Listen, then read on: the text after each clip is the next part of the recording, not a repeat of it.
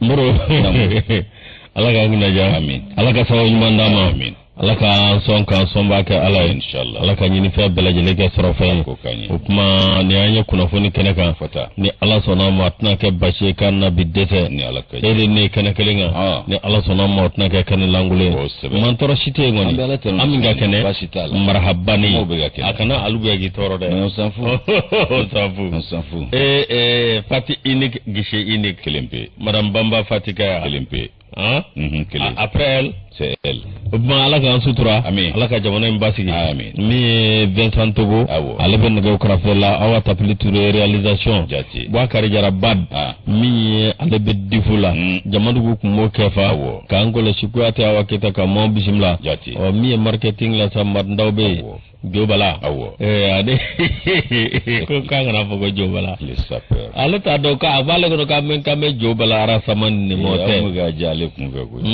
c'est jobala c'est un sapeur congolais voilà abana jobala c'est un sapeur moro mi adam group ne kata se zakari foma mi el haji marga cendaw amba fuka wali mano sanga anu wati ire mantoro cité ko ala tano marhaban ba cité la ko traste yi jogo go yira ka fugo bashi fuiti alhamdulillah lambe te bo menna bani dumzo ga kene mantoro cité ka fofona kanijo anga fuli be bela jele ka be barikada bolokolo kanumba mana fo ambe ka ikado bela jele fo ko barikada sanga ni wati wala nyimando ko taganya shi kanumba jama kuluma ibora ka nyama so mada ikado ka fo mbi ikado enikatere nuwo manyama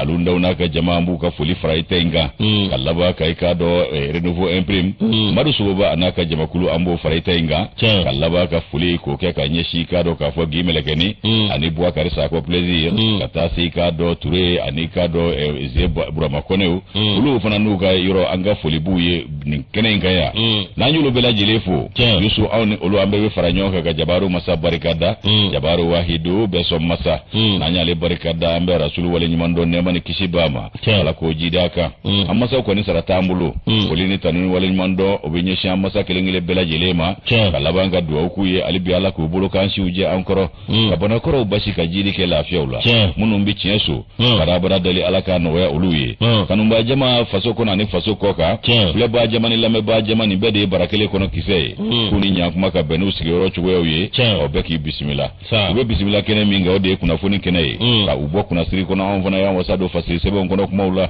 kala mun da babara matrafa ba ko no bla sebe mbi bama yele ma anfe ko kella seliye kelenkele ni alaka je kuma so mba kelengele fo ni to ba kelengele tomo suni kene sigira abe kene wasai wana rotani kuna ulo ko beki bismillah traore marhabani aba iga kana ko ne be ala tanu ko dogo ko epurta ko chorway ko fulama akolum ne de kaba ga fulando dodo ne ko chorway me ko muro ko nota ko ne je ngo merci non c'est vrai parce que à peu près 20 Aïtiali m'a connu 23 ans. L'Italie. Non, moi c'est Sivière. Sivière de vieillesse. Alaka kuna jamin. Alaka sidra.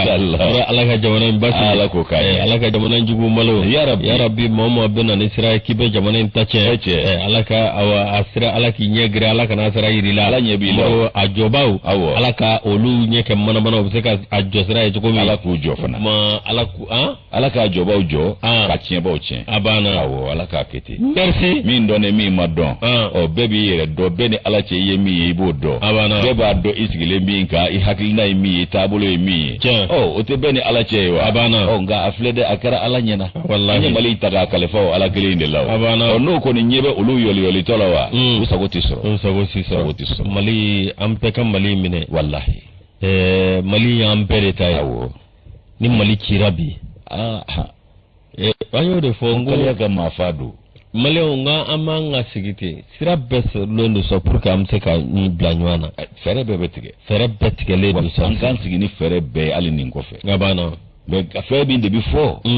mauka na tu kachi hakila abana sabu anye ikado keleke ka seoro mina muriba yasa ani murasa oshijo daten nabli ayi amban kwa dishi da to de laka lase avance ni alaka je manyuo ka je ngani yanyuo ntiki ka je so flam masa ane rasulu re barkala mali bibo abana inshallah abibo de min ti fa ka bo na amachi da ka bo amachi nye ka bo abikiko abana o doramo dudu sabu ala yere ko ni bayre sagola wallahi na nye mali de kalifala amma kalifa joni juru mun dola de ango aladi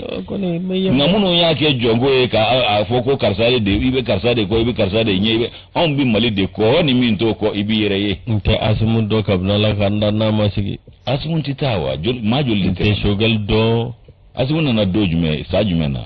nte kulumel do na sa jume na amame ay ba sa do afonyi asmun ko dafri la sa fanga dafri la 2020 janjo hakili la kunu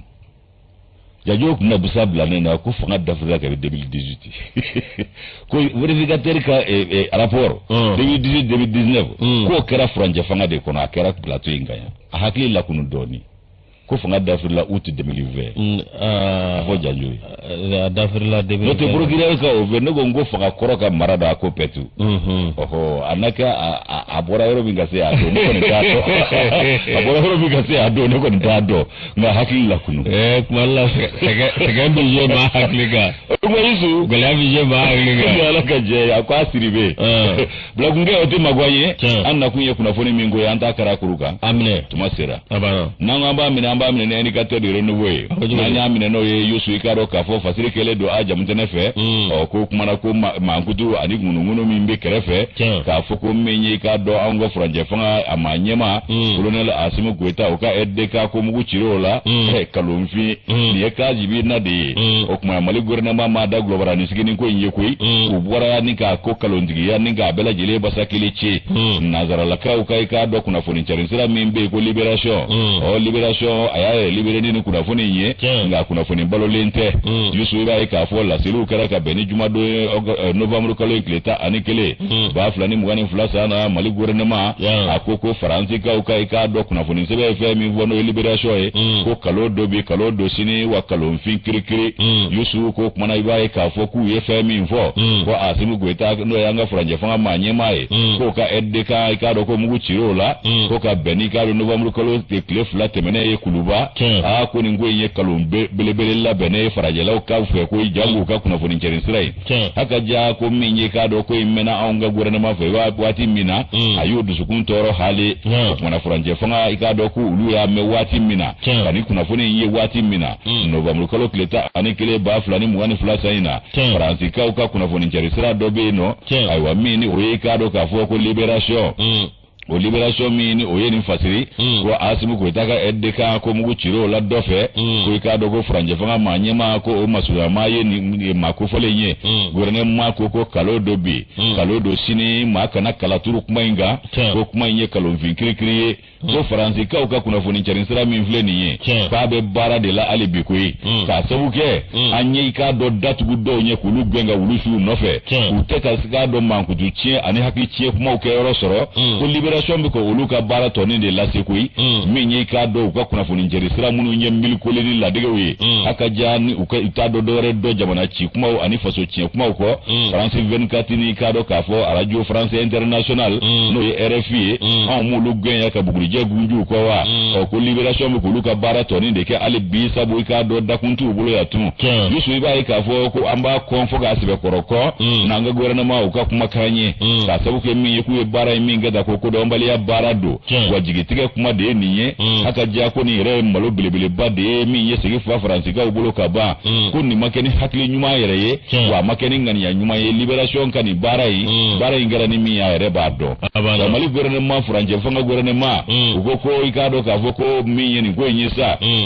ko ni bara ingera mamunu fe ko ni bara labene de ko hakli jaga buaka ka soro ka ikado ta ka ikado yala do ye ko bina mawbugo hakli la on fe no ko don balu ka foku be ma ko don bali mine aka ja mi ikado ko mamunu be ka kotoro maboka si ko jie dongo do ga nyena ko nyeta de bu bulo ko ni hakli na ta ka laje chieni o bara odron de niye fere ben de bali bet gare ko ambora ka foku manyebla kuma la chugo mina ko sa franche fanga yi ka balawuli ni ga dawolo ku sago soro sɔrɔ a ko la ayiwa k'u dɛsɛra fɛɛrɛ bɛɛ lajɛlen na u bɛ dabali bɛɛ tigɛ wa a ma ban koyi k'o de y'a to sa u ye nin ko cɛjugu in labɛn tan ka nin kunnafoni cɛjugu in di i k'a dɔn walasa ka maaw hakili waasi ka maaw ka i k'a dɔn sigasika don u la a ka ja min ye Mali gouvernement ye a ko k'ale bɛ taa yɛrɛ minɛ nin ko la abada n'a ma tiɲɛ fɔ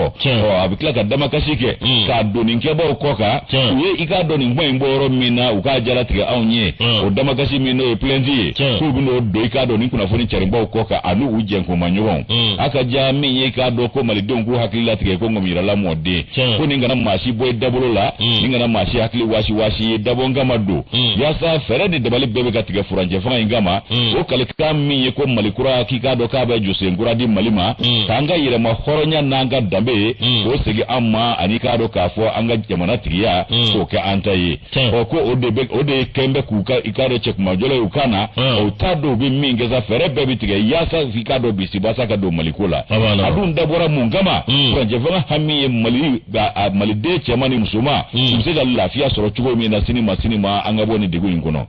a jamutɛnɛ nin y'ale ka nɔbila sɛbɛn ye anw y'a sama ka bɔ n'i ka tɛri kɔnɔ u ka bidon boli don a jamutɛnɛ ni y'ale ka fasiri bila moro ne bɛ soir de Bamako n b'ale ta Umar Angoyi Ba a ko de min ye tiɲɛ yɛrɛ la lajɛ dɔ kɛra lajɛ min ni yɛrɛ wolo debo sirila rampa bɛn le cerveau ale kumana a ko min ye maa dɔw de wuli n bɛ min ye aw k'a dɔn ka ko bɛɛ lajɛlen ɲagami walasa awa colonel maa 5 olu kɔ bɛ se ka don ɲɔgɔn na cogo min na fɛɛrɛ bɛɛ kɔni bɛ tigɛ o walasa olu kɔ don ɲɔgɔn ma min ye yɛrɛ wolo debo sirila rampa sebiri do i k'a dɔn palais de la culture Adama Jara bɛn le cerveau min ye ale kumana awa min ye ko dɔ bɛ bi n'o ye kumakan dɔ ye kumakan min ni maaw kɔni dɔw ye ala kale k'a fɔ bɛn le cerveau dogo ye min ye aw k'a dɔn tiɲɛ yɛrɛ la nin kɛra telefɔni ci dɔ fɛ o telefɔni ci la min ye bɛn le cerveau ye ale kɔni bɛ ka kuma sugu bɛɛ lajɛlen ta min ye k'a ɲɛsin awa an ka awa transition maaw ma bɛn yɛrɛ t'a la de ale bɛ CNT la a bɛ CNT la kɛ a bɛ CNT la kɛ wadi Maliko yɛrɛ a tɛ sidɔn bilen mais Maliko kɔni n ko a tɔ kɛra intérêt ko la n'o tɛ mɔgɔ Maliko tɛ bilen koyi n'o tɛ n tɛ wulu fɛ n b'a biɲɛ ka fɔ n tɛ wulu fɛ n b'a biɲɛ dun n b'a biɲɛ dun o ye wulu dɔ ye dɛ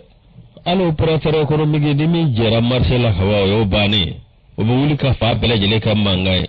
ye bɛɛ bɛ se k'a ɲɛ kelen ka sɔrɔ wa jamana ka sɔrɔ de bɛɛ bɛ se k'a ɲɛ sɔrɔ wa ma ɲɔgɔn ye dɛ o dɔw yɛrɛ fana bɛ yen olu yɛrɛ ta de n t'i fɛ hali ni i ye jinɛ jigin olu tɛ fɛ k'a faamu u tɛ fɛ k'a mɛn u tɛ fɛ k'a ye o maaw fana bɛ yen olu yɛrɛ dacogo de ye ala fɛ o tɛ falen koyi nka an bɛ nin bɛɛ de to yen ka taa ni baara ye a bɛ bɛ to yen ka taa ni baara ye o de ka ɲi min ye yɛrɛ wolo debu sirila rampara a maa ɲɛma min bɛ n'o ye bɛn le cerveau ye a ko dɔw kɔni dogolen don min ye aw k'a dɔn ka gɛlɛya sugu bɛɛ lajɛlen ta walasa olu ni awa min ye transition ma olu bɛ se ka kɔ don ɲɔgɔn ma cogo min na kɛrɛnkɛrɛnnenya la min ye o k'a dɔn a bada olu ka wuli ka jɔ la awa colonel maa 5 min filɛ nin ye min ye aw k'a dɔn ni maa dɔ ye wuli ka jɔ sugu bɛɛ lajɛlen kɛ k'a lajɛ k'u b'u sen furan ka bɔ u kɔrɔ min ye olu kɔni b'olu tigilamaw kɛlɛ walasa an ka maa ɲɛmaw awa k'a dɔn k'olu soldat don cogo min na bɛn le cerveau a ye nin kuma fɔ a ko ni maa ma bɛ yen ko n'i ye wuli ka jɔ kɛ k'a lajɛ k'i bɛ dangari transition na k'i bɛ taama olu su kan min ye aw ka dɔn bɛn le cerveau a y'o fɔ min ye aw ka dɔn transition ye a kumana a ye aw majamu caman ta min ye aw ka dɔn a y'a jira k'a fɔ min ye aw ka dɔn tiɲɛ yɛrɛ la ko sugu bɛɛ lajɛlen labɛnnen don min ye aw ka dɔn ka fɛɛrɛ sugu bɛɛ lajɛlen kɛ min b'a to aw ka dɔn min ye transition ye u sen bɛ se ka cɛ ka b'u kɔrɔ cogo min na o de kɔnɔna na sa min ye a bɛ waati jan bɔ comité national pour le salut du peuple min ye aw k'a dɔn yɛrɛ wolo i k'a dɔn awa min ye tiɲɛ yɛrɛ la n kɔni kɛ bɛ ka ko sugu bɛɛ lajɛlen kɛ ka kɔdenw ni farafarali ni k'o ta aw k'a dɔn ka awolu sɛgɛrɛ o de kɔnɔna na aw k'a dɔn bɛn le cerveau a y'a jira k'a fɔ ko kabini MINUSMA mana min ye olu ka wulikajɔ bɛ sen na min ye olu ka kɛlɛ kun ti dɔwɛrɛ olu ka kɛlɛ ye aw k'a dɔn Maliko ye ko ni maaw hakili b'a la min ye Amadu Aya Sanogo kabini k'o to fanga la min ye kabini o ye coup d'État kɛ waati min na idwa keke ndo awo dambe kati iko komake iko komake awo kwasa no wadukara abara saro kuwati mina awkado wuliga jokara ni serawe avion ta ka foko lubanga jamana kono ni gana jamana nyagami kulu wuliga josugo bela jeleke ko minisba ko dio kokura yo kola minyo uluka awkado keleni fe bela jeleti dore ko minisba mata jamana shila nu yo o jamana nu seraka dangare ye lakana baliala nyeti sorala wa faka gongo manye fo sorala faka gongo to kama fana no to tita abana yoro no tara ubigwene no to tita wire ma nyeti soraka kula abana ndisi ma dorondo wa abana olu ye barage mina onde o no te akotigi batigi ba obewu abana so mba ere fe aminga jugu numbe ojbe fasole njugu ke ulu chama mba ere ofe amunu nga jugu ni nanu ere nanu numbe hina na doni no dibi fesa maliko ka ba beki restaurant anu bebi banyo fe omoro miye ben le serve ajra ka fo aw miye olu ka dore fanti forere miye awkado jamana de munumbe nu ntojona miye awkado dolu kon meka untayo suku bela jeleta len ko lu segere miye awkado fukir kalatle miye awkado jotigi jojala ke tigi jalaki ani shweni bade membe jamana kono ka wulika joke ko shweni mamunumbo ke awkado ka dankari olula wa miye anga tribu dawe ka laje ko furavra ko sanya ko olu bode nyinina wala sa jamana ka ngia tabi sabati kunu gonte wa triga ka no gunina nga bara mindo nini daraka ate balaka ke abana no te sanja mangera ni bana ngono de sorry bogo bana furagal te so mara kele de ayni sabaga wago no awo no te bana a sanja mande ke malla ay sanja mangera awo sanja mangera malla fura soroli doni amitana e doni ni mingo ka takadi ambo laje o ngani mi refuna ko ali tate do bana ina o yi sago yake abana no bana aka furake bima bla sinade abana o beni na kumanata basi te o fana bi famu do kuma chama vora kui katika fana koko olubna nyoye rezo ko olubna wuli ko foko kabo sentela kaben mo sendela bebe fli niga chien fana ikui ma bisiga efedo chien foka so jugu ya teo o bebe keo ama ate ko mini franje fanga jugu do de na anake afana yefinye doyi o mi ya toro na yofo nga bede bi fli niga o nga fli manjugu o ko sigi baliya de fana ikui angana diminga deni kanga jibe bo nyawa atibe o de na ko jibe ti serino wala yo seri ta de nyini tulo yesu delta news abarka ala isa ne kunna jiro mu welewu jiram nusize ne kunna nusize wele ko jiro nga kala chugo de ngom seru asama taratunga fewa te ka ye jiram podoro ko jiram jara aide alaga kinala awo alaga ga fola e kamenu ne wa ndanye nusisi nusisi comme le to de jirom ale de kodo ne kunna wele saw ngo wamsiru ko bichugo di wamsiru sabu ale kanga akiwari adoga temene fanaka wamsiru asama na bisanye be delta news la yusu delta news mbaleta ni delta news ta mi ka do musuguye ko musuguye wele kerengere ne bla onga bilebele ma no ye colonel Asimu Goitaye ka kata jere mi no ye risu ni farafina ka jere ye na hazara sirambe ninye ko risu ni farafina ka nyote ka ndeji na no sirambe ngile njere abso ta abtage mumala ni faransi ko ni do amba funga kana norda ila irisila alna mata aka tejabla kata wala ma deni sajo norobla deni jobge job kumbi we norobla wala ma norobla kata maiga Abla mega awo apanapse gata alni Asimu yere mata sabu nyoka chawula ko ka cha nyumane manja yusu ikado ko musku Asimu wele parafidane resu ukai kado ka fo Jeremy no bolo dale do akaja minye resu ye ko ne wele kerengere nenye ikado duguduguma wele ikado jonfuru wele do ka nyeshi ango franje fanga manye mama resu jamana uluka manye ma ikado oka wele do mini Allah sera Asimu Goita mando e colonel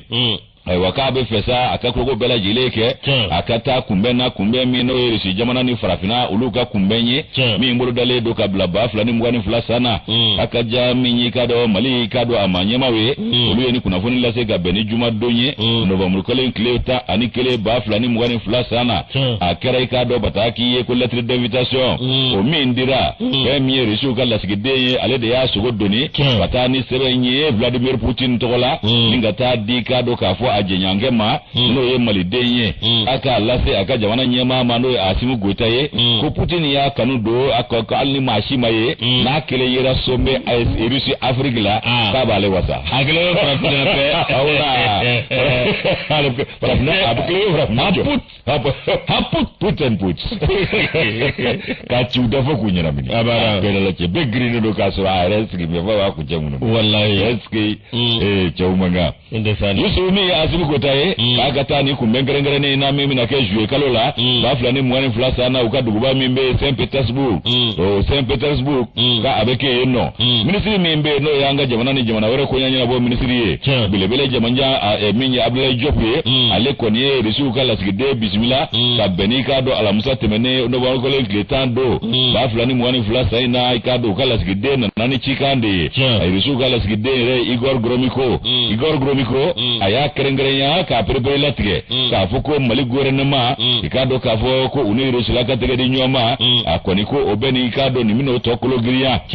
hakaja min ye jamana ɲɛmaa ye ko sɛbɛn dira ma k'a fɔ k'a welelen don kɛrɛnkɛrɛnya la a jɛɲɔgɔnkɛ fɛ n'o ye Vladimir Putin ye a ka taa ni jɛrɛ in na fɔ a ka ye kɛnɛ in de kan nka Mali lasigiden ale y'i k'a dɔn k'a fɔ Rusilakaw ka lasigiden bisimila ni ka sɛbɛn minɛ ka tila k'a hakili latigɛ i k'a dɔn n'an ka jɛngɔmaɲɔgɔnya ye fɛn min i k'a dɔn nin ko labɛnnen ko min ye farafinna olu ka wuli ka Rusila sɛgɛrɛ u ka taa jɛrɛ sigi i k'a dɔn latigɛ taabolo kan ko fɛn min i k'a dɔn ko ye ko Mali a sen b'o la cogo min na a maa ɲɛmaw welela u ka t'u sen don a ko la o cogo kelen na hakaja i k'a dɔn Rusiw ka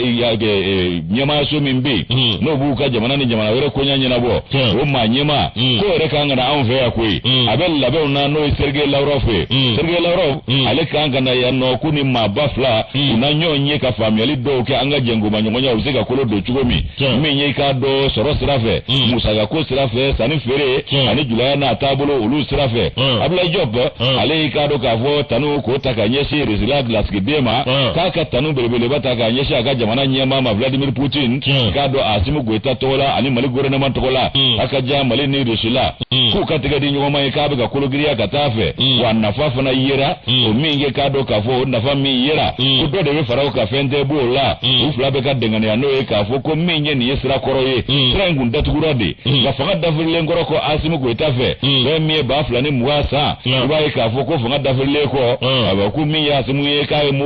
musugu sira a y'a furan tuguni ni k'a jɛ ɲamaɲama fɛn fɛn kun b'a la k'a bɛɛ salo ka bɔ yen wolomasiri tabaya sira fɛ ko a baaraw nun donna n'o ye fɔlɔ min bɔra o ko la ko o ma dogo sabu u ye fɛn di an ma min ye i k'a dɔn k'a fɔ i k'a dɔn an mago dilan kosɛbɛ n'o bɛ bolifɛnw ko fɔ camion ani pankuru n'o ye avion ye ka taa se i k'a dɔn jateminɛkɛla min ko radariw fɛn min ye maramafɛnw ye ani kisɛdenw ye ko nin bɛɛ lajɛlen sɔrɔla a bɛɛ yera fana wa u dira kɛnɛ kan a panbara Mali maa ɲɛmaw fɛ a ma kɛ dogo la wa a ma kɛ jakumabo ye k'a datugu mɛlɛku o kuma Yusu Afri.com ni y'olu ka nɔbila sɛbɛn an y'a bɔ Delta News kɔnɔ i k'a dɔn u ka bidon bɔli don moro ni bila ne bɛ sɛbɛn da sɛbɛn min ni b'a ta o ye Arc-en-Ciel a yɔrɔ dɔ bɛ yen yɔrɔ belebeleba nin yɔrɔ in bɛ ACI 2000 kɔnɔ min ye k'a dɔn n'i ye jateminɛ kɛ n'i bɛ tɛmɛ ACI 2000 kɔnɔ moro k'a dɔn yen fanfɛla na min ye yɔrɔ min bɛ yen n'o bɛ tali kɛ Radisson na a n'o bɛ ɲɔgɔn masurunya la moro ni yɔrɔ in ACI 2000 kɔnɔ hectare 12 de don min ye k'a dɔn yɔrɔ in kun dabɔra parc d'attraction min ye k'a dɔn fɛnw bɛ bila yen ani k'a dɔn ka jiriw turu yen ni bɛ se ka t'u ni lafiya ye cogo min na ni yɛrɛ lafiya o kan ka kɛ sigida bɛɛ lajɛlen Amadu la an ma kunkɔrɔta juguman ale de ye nin baara in bɛɛ bolo da a banna Mali kun ka d'a ye ale ka fiɲɛ kɛra fɛn min ye Mali jara ye kojugu barika jara wa a ka san 2 ntanyani ala an bɛ tasi bila kɛ an tɛ sɛgɛn o la an tɛ ɲinɛ o la Amadu Tumani Ture Mali président kɔrɔ ala k'a dayɔrɔ nɛɛma ala k'a fara silamɛsiw kan ale de ye ni espace vert ko ni espace d'attraction parc d'attraction ko kɛ fa bɛɛ fɛ sigida bɛɛ ka fiɲɛ bɔdani sɔrɔ n'o tɛ kinw bɛ kin na hali sibiri ɲɛ kelen a kɛnɛjɛ tɛ yen nɔ n'olu ka ko wulila fo n'u ye goudron tigɛ ka karew tigɛ ka fɛnw bɛɛ tigɛ kɛnɛ foyi t'u bolo u bɛ se ka jamalajɛ kɛ yɔrɔ min digira ne la nin bɛɛ de tun y'a ye a n'a filɛri ɲɛnamaw n'a yɔrɔ nɛɛmalen a bɛɛ ta tiɲɛna k'a kɛ wagabow daga yɔrɔ ye min digira ne la an mun ka mariage kuma o y'a sɔrɔ ni fɛn fleur nute amdala palais jugorola nuni troisième pont nu anyanta ke biuna ni ah photo ta ti biuna ni ka franansu nu enfin yiri ni do la jani ani mugu bagani ne be teme anya ga photo tani be koro ka sisan ne be teme ne be konya ko ni ko muso be fleur la we mpondla ne nunga ube kuka ko muso tata no chekoro bai sigile nimesa ko la ka ma pesa de ko ka sigri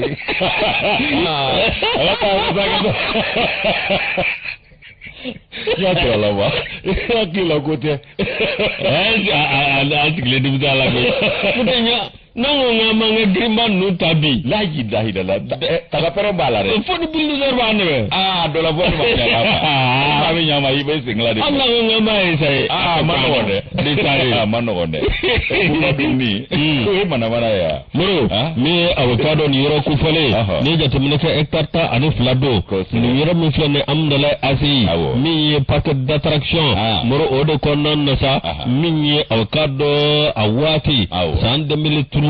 min ministère de l'intérieur a mairie du district mako olu kasraka avocado min ni yoroi muro akoni awa wulika jokon ngera nga min awa madoye olu avocado tunisian do ani gainlaka awa mau olu tegano blasebena no bayi bemmi avocado na misambi konondoni konondo vo muro avocado nyere la ku ba ke yoroi ni centre commercial muro avocado abara bela jele kunda minena nga minye avocado projet nana kana jogalaw oye ma dabaliba ay ma kamana gwa mi avocado ni yoro ko fale ni hikado AC 2000 ni abo konana muro avocado nyere la ube ka fo awa minye wa dokera bina ka bido ko ni ndame mi avocado ka fembla ma doke ka yoro avocado kuna ndatugo yelma akobe chugodi yelma AC mau olu ko ni sagote ni yoro nan kaso ga munye abe medde distrigi ani avocado ministère de l'administration territoriale abolu de kaboloka wati mina ni ningera sa ma dobe onyebe ko fe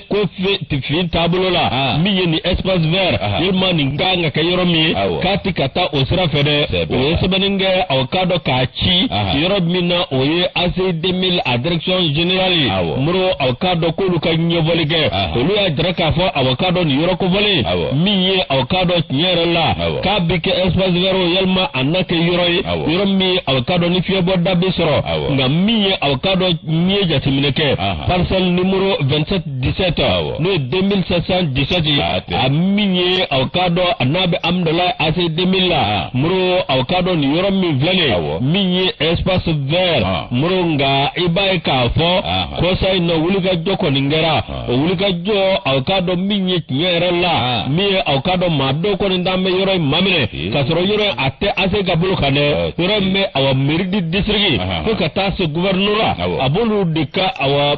meridi district ani ministre de l'administration territoriale muro abolu deka buluka nga miye ni ma kufale nye miye AC 2000 ni kure mimbe no 00073 muro avocado no be talike marskalo tlefla samba fla ni mga ane fla muro avocado mimbe ajaralu ndo kafo mi avocado nyere la mi avocado ko ni yoro mi vlele ko kabni samba fla ni konondo mi ko Allah tabana asima amuro ako nyamina mi avocado nyere la mi avocado ako mi vlele ibe kafo nyami chama ko de yera nungola kaso ke munye ibe kafo hectare ta ani fla mi avocado nyere la ibe kafo madobe no DGI ko te avocado nungo galama dere butuka ukoni odong ukoro ko fiye ba ko la deja ta ko kalama na ke ko jele mbaye de abana jamana ndu ko ko tumate ba fola ko directrice commerciale ani DGA ko luta kalama muro avocado wode wul faaro la majgue ay dum ko as ula doniya ni ula doniya le flele de ko ula doniya saw moro avocado nyerla ko ni ngoy ngara appel d'offre make minye avocado mamado akota bana chuko mina akokara avocado dibidibi gretki kodo gre nga minye ni ngoy minye avocado mamie ni aglinata kavoko ni ngaka fie boyoro noye avocado manye makrobu ndebra kengrana abado tumani ture alenda ka gouvernement ko nini tarasira wara fe yelma awa ase 2000 baw uluna fie boda soro chuko di uluna taninga sege soro tugodi way kado alaba na jora abisigida ma bela jele de koro bo fieti tema fo titema woni zara bujiba koro sambe misimsidi bujiba ala na yoro chiena jibi jalo nunga yoro masunya la jega digi famvela le bujiba awo yoro im betunje ka yoro chen mambo winga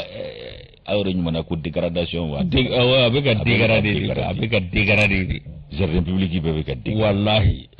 kaso ke jardin bêtisier abana jardin public wile mana ke jardin bêtisier bo tese ka nyaw abana bete fugu jojo rodla ne ala ka fasire ala ka kunaja kunaja anga sera asaba ka bwale kono ala ka anta ko yanti ta sugula anga ta sugula ka akuma sera sayera ampla kuma ire mimbe kona suri traore kuma ire mimbada atseka dokula ngulu wallahi sabu ale ire tseka ni mfanye kakla ka wale wa terka na jatiga o suri traore mi kona suri traore muro kapma mancha sayera ampla akapma mancha ka ko mancha wa mala drido awo oldo betu kunyango izure ga kuma mancha ngui abana ga maliko de kabu abana ayo furumso fasada mariamba o kaka awo furumso fasada jomingeri vyo ga nungule vie fasate gashi abana odiru dere ala la amenyo anga chokorba nyuma we afuka iba jabate murwa tseka folila le opérateur économique abana Ablaye Mega colonel Mega goko bardi ali madame la colonel Mariam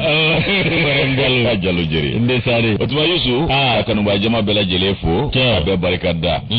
ikado ame bonya barika anye communiquer minga no Ishaka Ahmed Traoré o kayira ala barikala dengoni kayira fo jagodi kasi jago awo onu baruga dugumanya ubeza sunu nyona jonwe mami tununa yanno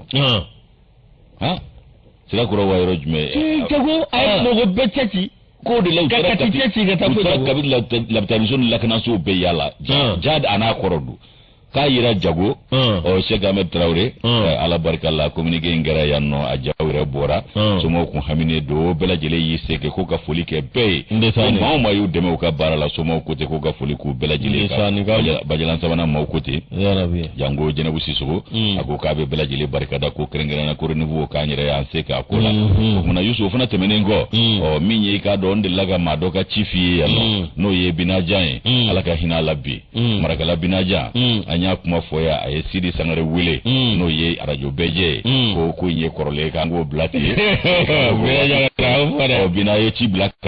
do ka manye flika yi askere radio beje alini dadosi nu yancha ke nyonye beje nye mai Sidi Sangare olude ya kuna foni la se ama do anye flika la bina jago na ka kalfa mina la ka temene yusu ikado akara markala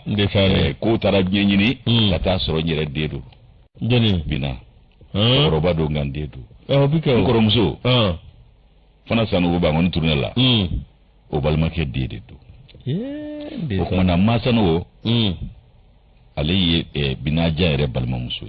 makalai amake sogoy kara sogoy o ko mana ambe doke alaka hinani bamba to rabbi dairon ne ma alaka tonton do fana be Musa Kamara Cheikh Jabate dogoni Musa awo ko ga kangare da ki benge da ale da ko ni fa vale madro kalb na butaire no bola enati Musa la fa dongo do Musa Kamara wa benge rebo donna na ka ko ne de benge do de koy taw ni baba male do ya fi ne ta do abara wo ndere ma do ya fi baba ta do abara baba wage ko ni baba ta ka wuru ga Cheikh Jabate dogonde reni che Cheikh Jabate dogonde Musa Kamara abo ale la woro mana mse ga fo Cheikh mago tondon koro ba ge note Cheikh yi koro ge Musa ko ne tondo alo mai tabere bazire yusu mete woni fasiri ka do ni kuna volonté menen go ambe do fasiri kono 22 septembre ba leta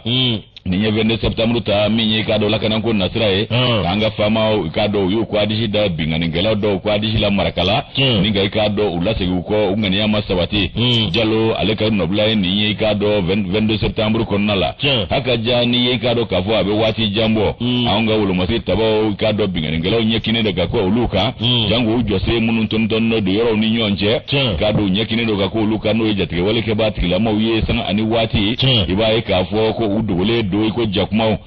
ani nyineu watumani tumo we balaka bo jigitiga yere hukumu ko nala kana ke wale do ke yasa ku na ikado mau hakli chien ko ubo da mandande lani wati na ode fana las o fana nyedo nedo aunga wulo masita wa fe no we fama we wonu nungani bingani ko fukare ya bingani ndo sabu tina nyengwe balana ani jamfa ku ka bingani bebeke no de ku ba ta kanga ulo masiri taba joso nsegera no posuwe akaja ku ye marakala ta de krowo posu mimbe marakala ka do no ba do ndairela segu ani marakala ni yonche yusu ba ka fo ku tara biyene ka muto tigi do ka do kalo kle konondo ga duja kletana yeni mbara inge ga beno no vamru kolo na ba fulani mwani fulasana anga ulo masiri taba jose mimbe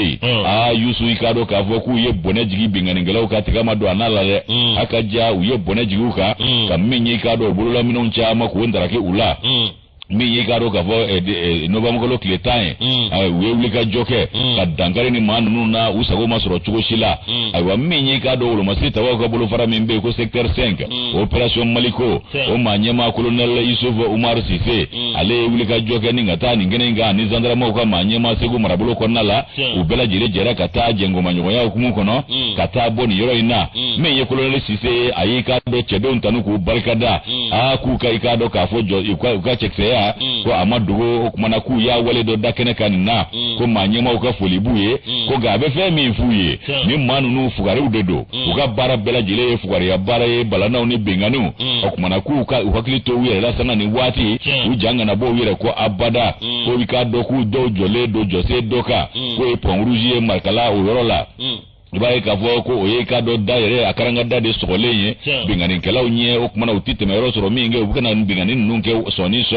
o fe minye ka do anga fama we uluko ningele do ka jose munu labe ibaye ka fo komanda ayajiru la ka fo ko de medo nyoya de bita ku sigere sana ni wati ka ko ni ba nyinu fe ukana nyina wire ko ali wati kunguru ni ngono ali sanga mizeni ukana nyina wire ko sabu nunka bara e barana ani binganu ndiye wa ko nu manyina wire ko fiu ko foite balawla wa foite ka do ke gelemayo ubulo na kwa ko bela jere makongo mabe nobokula yusu kumana ko minyi ka do sigida amanyemo ni marake bawi olu ye colonel Yusuf Umar Sise wiya ahagilla tige ka fo kwa alna tara akiyakilla tige na ka fo ko ulu ka demende bisaga chedoma aka ja minyi jetige wala ke ba tige la makele likoi e kulu bela jere sorasu ye koi o sibili bela jere ko ku be fara sorasu ga ku deme tira bela jere fe chugo mina amsika sebaya soro ikado ni kodombali nunga ani bingani ngelaw nu ujenyonga Yusu kumana ko Sise no colonel Sise anaka jamakulu ulla kata ka do kofeatla kofeati oye ka do yoro yemi obeka ka do wolo masiri tabao ko ukalan ku jojoli kalana ko ikado minye formation certificat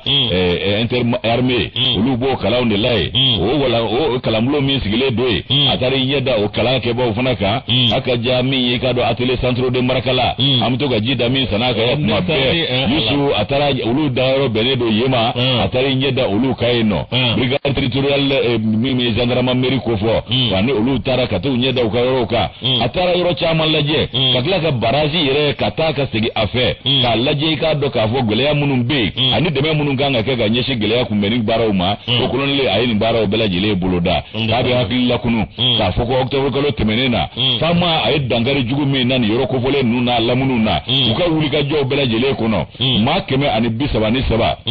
yolu bela jele bla shula ni ko lu kubla ngoni fa ukoro yusu ibaye ka fo keme fla keme ani mugani fla ika do ku yolu chomi ko do berla moto bi woro ani ka do marama fe bi kono ndo ni kono ndo fe mi ka do mugu perenta balale ko yo ta yo chie ka so ma cheni nge ka do mayala fe mi jetre wole ke ba tigla mau jabala wi u daga yoro wulon fla yo beso kono minen ke kene mamine yo ka wuli ka jo sin fe octobre kalula bi jalo ni ale nobla si wanya bo 22 septembre kono ka bidon bole do Yusu moro 22 septembre ni ale bla ne bi 7 nouvelle horizon nubole horizon muro wala sa anga dugu jugoro nafolo am nafa na nafolo am su ko lu soro to mi ko lu bo jamana yare tokolla mi ye avocado jaklu don na sigi mi nobe wole ko surem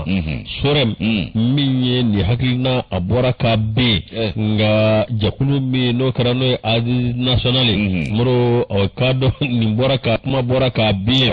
kablo de kera mi ye ministre min be no avocado ministre de l'énergie et de l'eau oti dore la ministre Traoré muro ale ko ni ngoyin tabala ka kuyi avocado ka ke ayere ka kuyi wala sa akobse ka nyeta soro baw anyeba no la jamana kan ode maga ke to da agatila ode ko nan sa mi avocado conseil de ministre docteur mi ngara de juma do kalot leta anikre no mo kalo na samba flane muga anifla o ko nan ibai ka fo mi avocado ni kuma kam bine o avocado ni ko tarabala mi société de recherche d'exploitation des ressources minérales mali kono no sonere avocado e nafuko sonere ya fogabo sorem ni na do ala dra e ba ne gungu ay hagi de jigi sonarem na sorem ani sonarem manja na do ne samana ka bwalo abana ke ko jugu angata muro sorem akane tabulo min flene muro akado ni sigira senga anaka so kado minye onga jamana yere amsaka an kwafa an yere kan na fulo bwalo na minye société de recherche et d'exploitation des ressources minérales muro avocado mi la jamingera ne assise national la refondation ANR muro awani kuma boran ka bi tere munu meseka ke mi ye bara munu meseka ke wala sa avocado société redoka sige mali togola mi ye ministre mimbe no seydou no la ministre Traoré muro ale ko ne wulika joke mi ye ka ko bele jele ka ke akundoni muro bawo jamana kan nafa bala jamana kan yeta bi soro Allah muro ayaka kundoni bina ka bi avocado minye anga au gouvernement min be no conseil de ministre olu ko ni awalea ka jara ka fo ni vin anova ka bon wa no tamana ka boye mi organisation pour l'harmonisation en Afrique du droit des affaires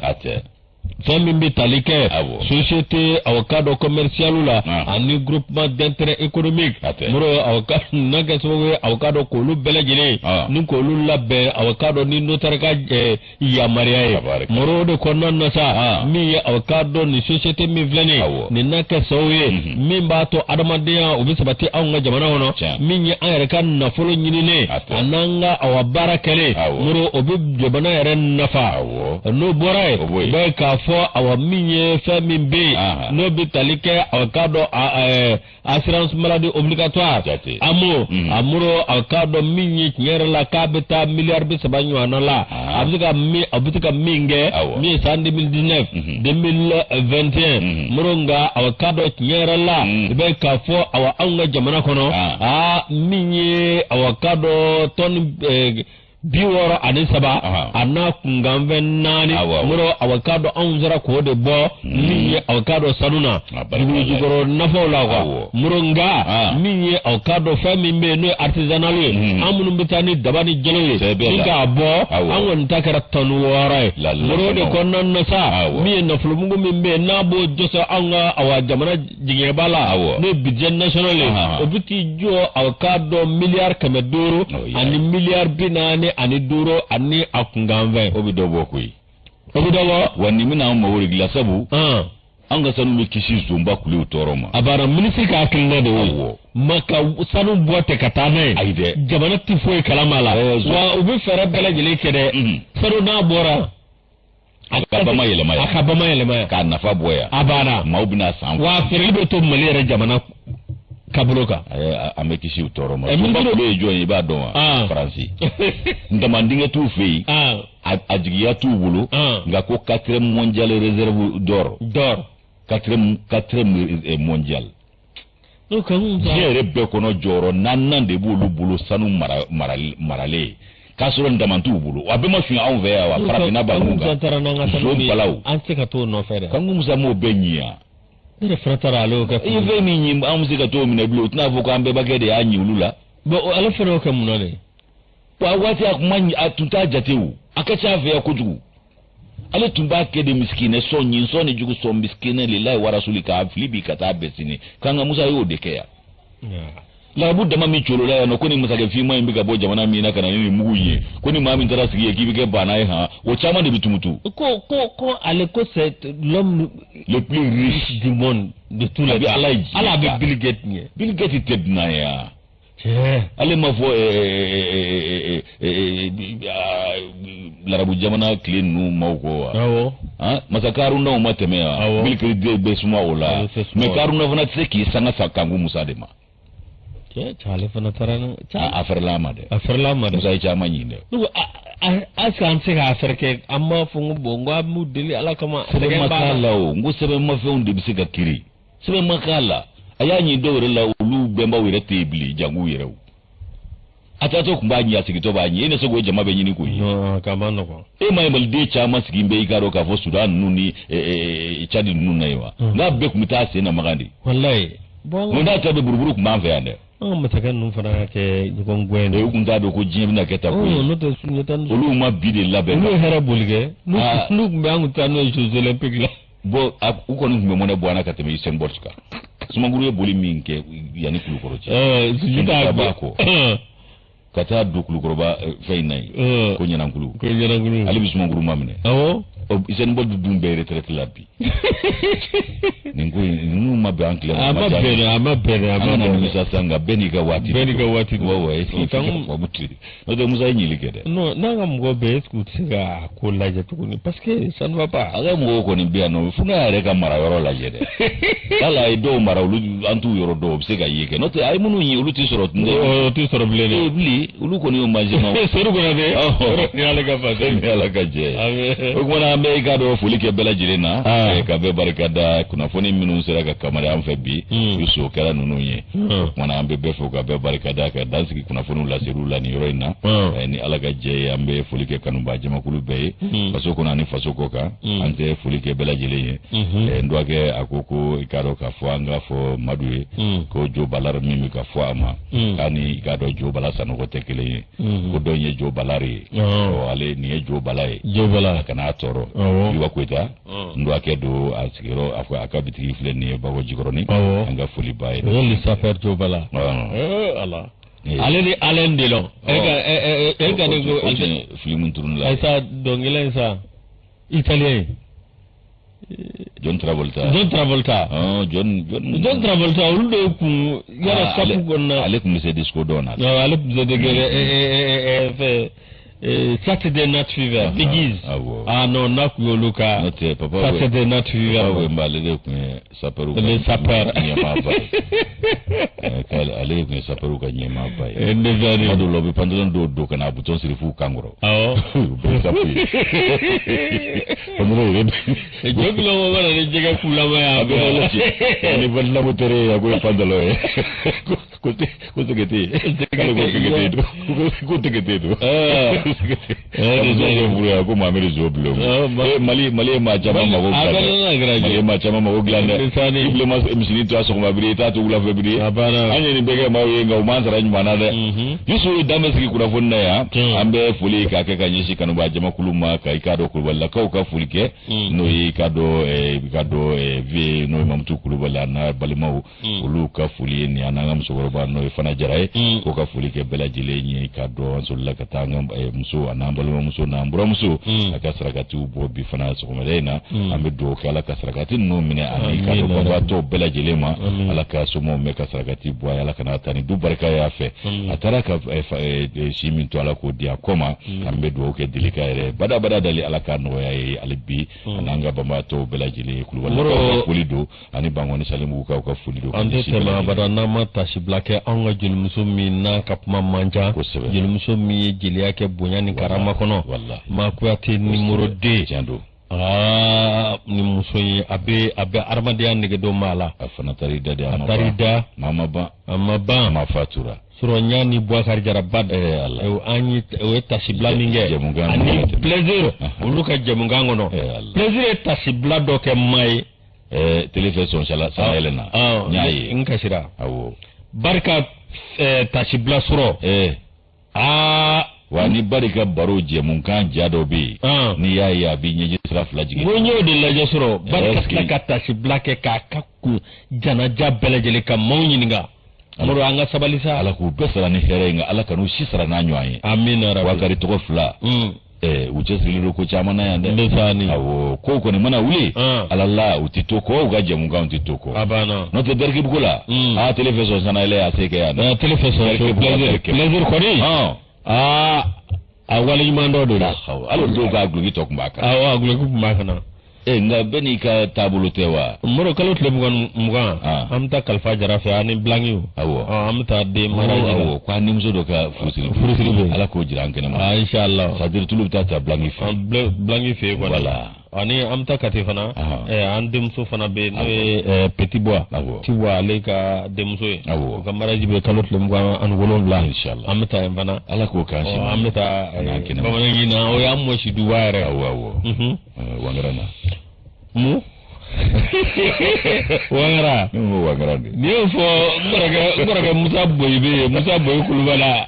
be colonel major Musa Boy Kulubala colonel major Karim Kamara olu beba adoko wangara ko olu beba wala patano lu manja yona kati ibe fulun kedro so lu gara o ta bane no wala ndo ni ngoro ni kati mo ko ni karo kati plateau kati miso ngoro ni mbere kati abana ya sawa ali kamila be kati be la ko kati tala de be zamari nyeble ko ma ko ne ma vole ne ndaso abi fo waisu ambe bela jele fo bakuru ba fulila ni ala gaje wati ko ni sebe kuruna ni ala shini jirana en lamsat na nyon soro ya inshallah na kunu wero kuneka inshallah aka ambe